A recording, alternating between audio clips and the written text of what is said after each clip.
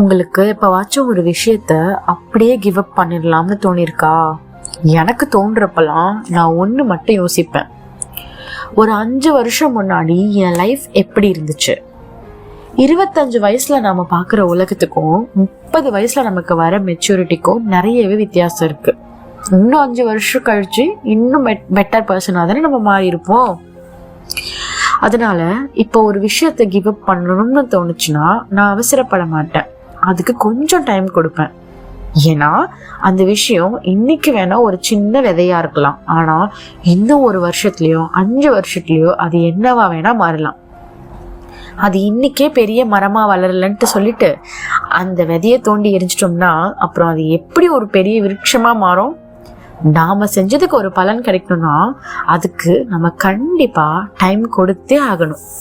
So எதுக்குமே கொஞ்சம் time கொடுப்போம். கிவ் அப் பண்ணவே பண்ணிடாது.